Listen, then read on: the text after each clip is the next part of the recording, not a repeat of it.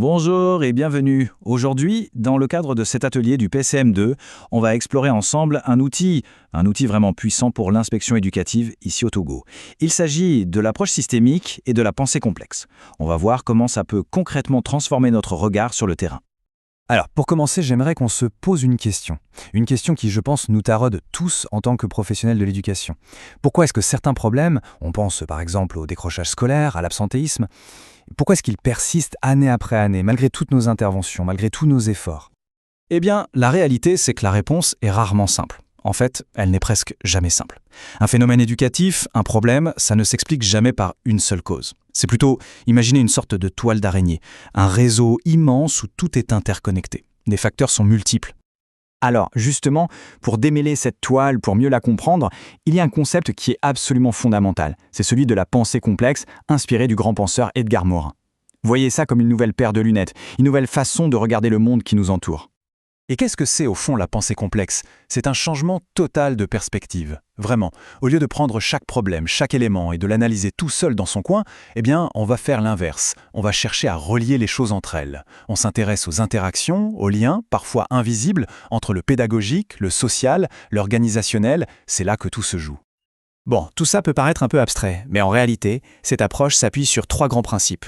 3 piliers qui vont nous guider pour naviguer dans cette complexité. Allons voir ça de plus près.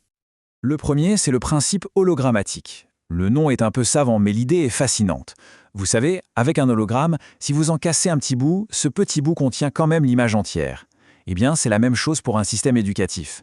Une seule école, une seule classe, une seule équipe. En l'observant bien, on peut y lire des informations sur le système tout entier. C'est un fragment qui raconte le tout.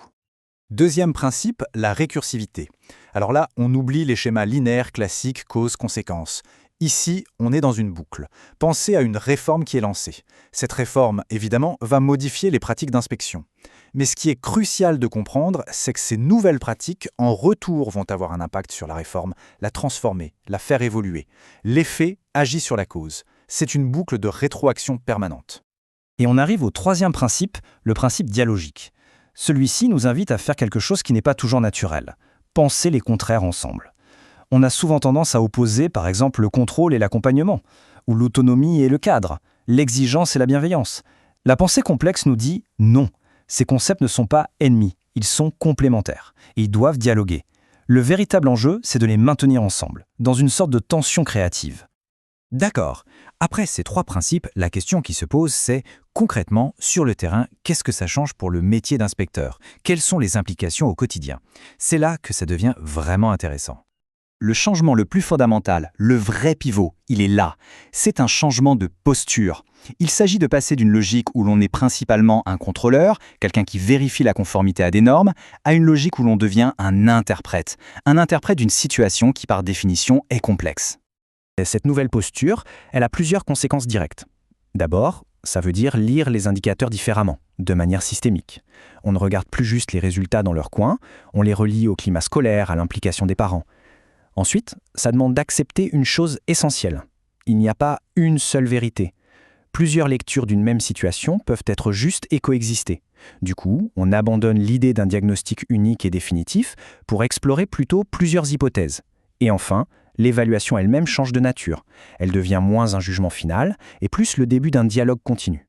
Pour conclure, et c'est vraiment important de le souligner, l'approche complexe n'est pas une recette miracle. Elle ne donne pas de réponse toute faite. Pas du tout. Son véritable pouvoir, c'est de nous donner de meilleures questions. Des questions qui ouvrent la discussion, qui guident la réflexion et au final, l'action.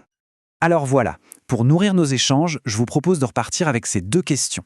D'abord, que gagne-t-on concrètement à relier les indicateurs entre eux? Et ensuite, peut-être plus personnellement, dans ma propre circonscription, quelles sont les interactions invisibles entre les facteurs sociaux, pédagogiques, humains, qui mériteraient vraiment qu'on en discute ensemble? Ce sont des pistes pour commencer à explorer ces liens qui, bien que souvent cachés, façonnent la réalité de notre système éducatif au quotidien.